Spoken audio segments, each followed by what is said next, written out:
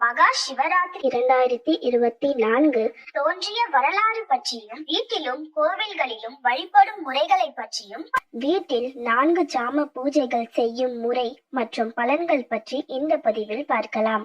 இந்த வருடம் மகா சிவராத்திரி மார்ச் 8ஆம் தேதி வெள்ளிக்கிழமை அனுசரிக்கப்படுகின்றது. வழிபாடு குறித்த உங்களது கேள்விகளையும் சந்தேகங்களையும் கமெண்ட்ஸில் பதிவு செய்யவும். வீடியோக்குள்ள போறதுக்கு முன்னாடி மறக்காம எங்க சேனலை சப்ஸ்கிரைப் பண்ணிட்டு பெல் ஐகானை பிரஸ் பண்ணிடுங்க. எங்க வீடியோஸ் உங்களுக்கு பிடிச்சிருந்தா ஃப்ரெண்ட்ஸ் அண்ட் ஃபேமிலிக்கு ஷேர் பண்ணுங்க. மேலும் எதை பற்றிய ஆன்மீக தகவல்களை அறிய விரும்புகிறீர்கள் என்று கமெண்ட் பண்ணுங்க. இந்து மதம் என்பது வெறும் மதம் மட்டும் அல்ல, அது வாழ்வியல் நெறிமுறையாகும்.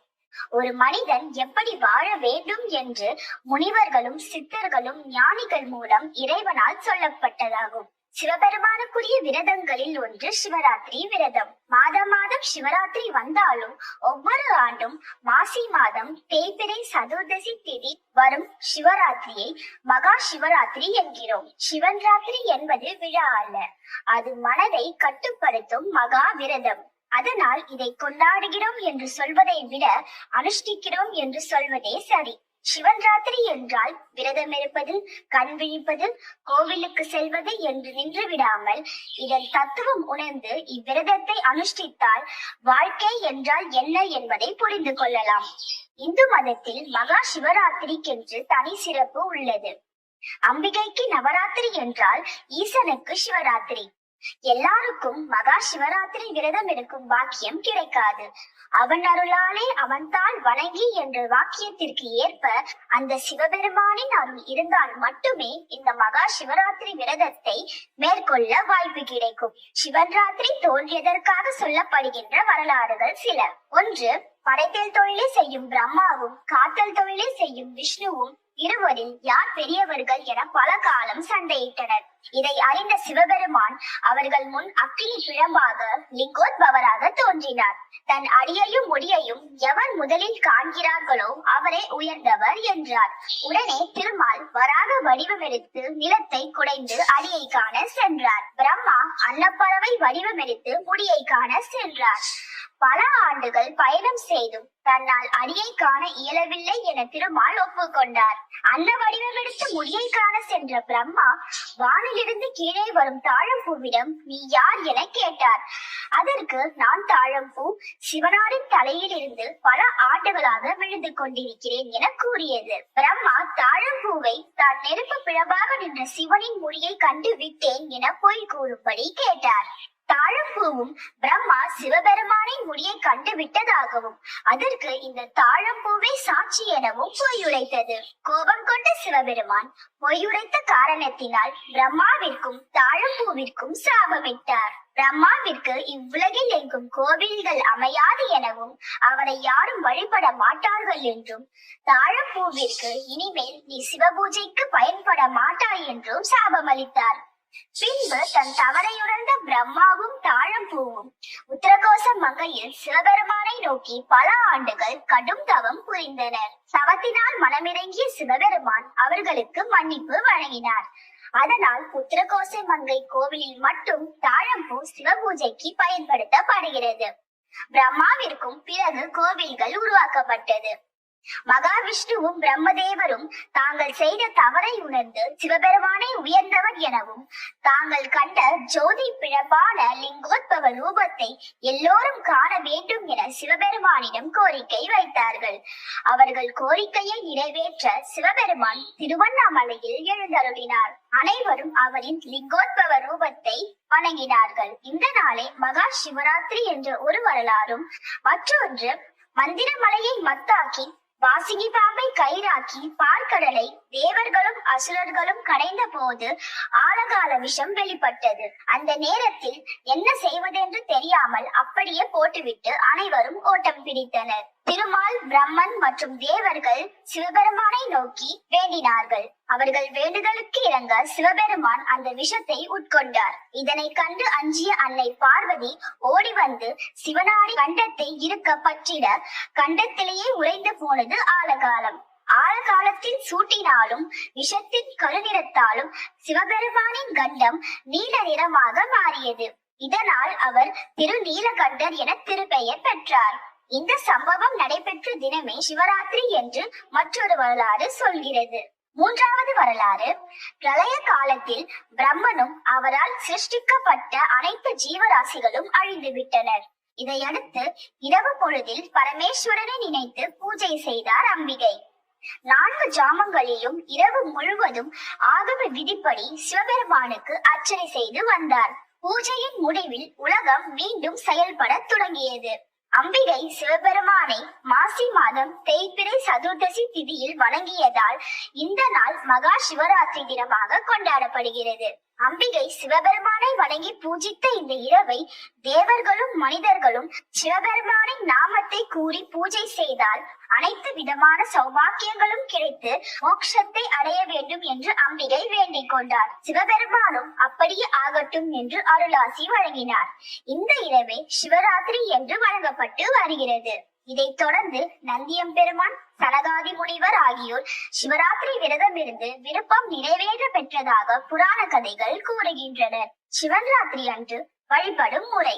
அன்றைய தினம் நாம் காலையில் எழுந்ததும் வீட்டை சுத்தம் செய்து குளித்துவிட்டு நெற்றி நிறைய திருநீர் அணிந்து பஞ்சாட்சரம் என்ற ஓம் நம சிவாய எனும் நாமத்தை கூறி லிங்கத்தை வைத்து வழிபாடு செய்பவர்கள் என்றால் லிங்கத்திற்கு நித்திய பூஜை செய்ய வேண்டும். அன்றைய தினம் காலை, மதியம், இரவு என்று 3 வேளை உணவு உட்கொள்ளாமல் கண் விழிக்க வேண்டும். நாள் முழுவதும் உணவு எடுத்துக்கொள்ளாமல் இருக்க முடியாதவர்கள் பால் மற்றும் பழங்களை சாப்பிடலாம்.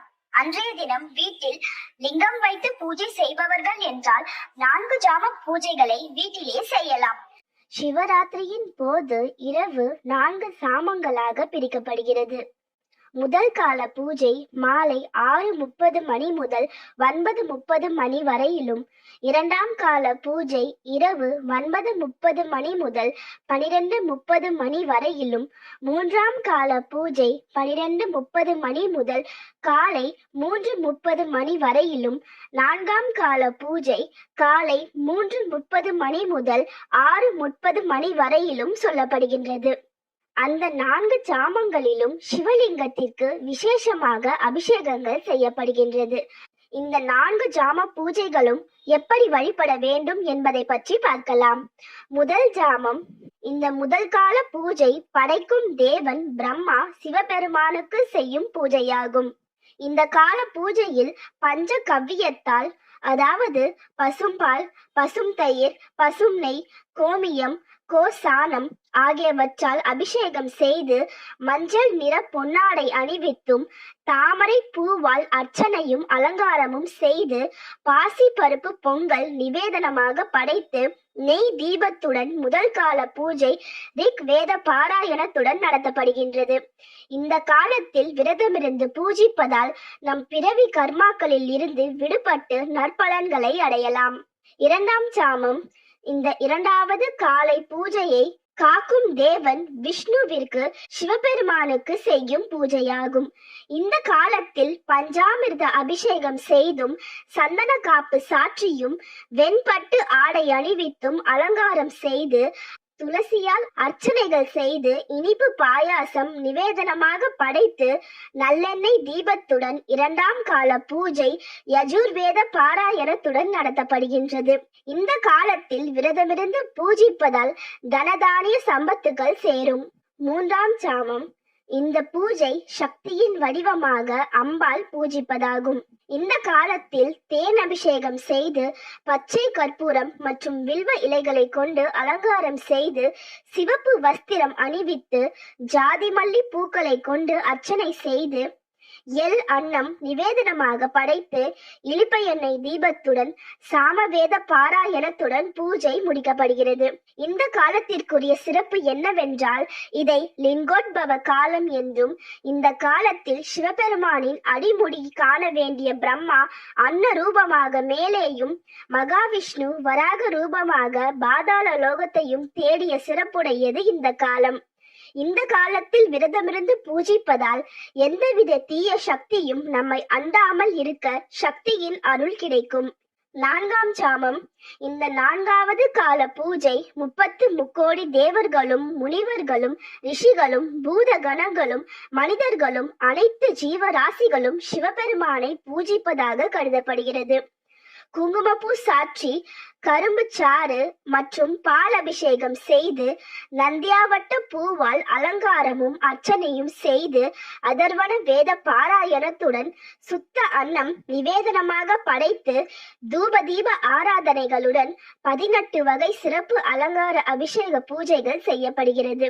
சிவபெருமானுக்கு உகந்த வில்வம் சாற்றி நைவேத்தியமாக பால் வைத்து சிவபெருமானுக்கு உகந்த தேவாரம், திருவாசகம், சிவபுராணம், பெரிய புராணம், கோளாறு பதிகம், லிங்காஷ்டகம், நடராஜர் 10 திருமலைகளை ஓதலாம். இவை அனைத்தும் படிக்க தெரியவில்லை என்றாலும் பஞ்சாட்சர மந்திரமான ஓம் நம சிவாய சொல்லி பூஜை செய்யலாம். கோவிலுக்கு சென்று வழிபாடு விரும்புபவர்கள் கோவிலில் அபிஷேகத்திற்கு அபிஷேக பொருட்கள் வாங்கி கொடுக்கலாம். 9 லிங்க தரிசனம் ஒரே இரவில் தரிசிப்பது இன்னொரு சிறப்பு. இரவு முழுவதும் சிந்தனையில் சிவபெருமானை மட்டுமே நினைத்து பூஜை செய்ய வேண்டும். மற்ற கேளிக்கைகளில் ஈடுபடக்கூடாது. பலன்கள்: மிக உயர்வான இந்த மகா சிவராத்திரி விரதத்தை இருந்து சிவபெருமானை வழிபட்டால் அனைத்து செல்வத்தையும் வாழ்வில் மகிழ்ச்சியையும் அடையலாம். சிவன் ராத்திரி அன்று அறிந்தோ அறியாமலோ கூட ஒருவன் கண் விழித்திருந்தால் அவனுக்கு முழுமையான புண்ணியம் கிடைக்கும். சிவன் ராத்திரி அன்று சிவன் கோவில்களிலோ அல்லது மற்ற கோவில்களிலோ 4 ஜாம பூஜைகளில் கலந்து கொண்டால் நாம் தெரிந்தும் தெரியாமலும் செய்த அனைத்து பாவங்களும் விலகும். தான தர்மங்கள் செய்து சிவபெருமானின் புகழ் பாடியும் சிவ புண்ணியம் அடையலாம். எனவே சிவன் ராத்திரி அன்று சிந்தனையில் சிவபெருமானை வைத்து நம் அனைத்து நியாயவிதமான பிரார்த்தனைகளையும் அவர் திருவடிகளில் செலுத்தி அவர் ஆசிகளை பெறுவோம். சர்வ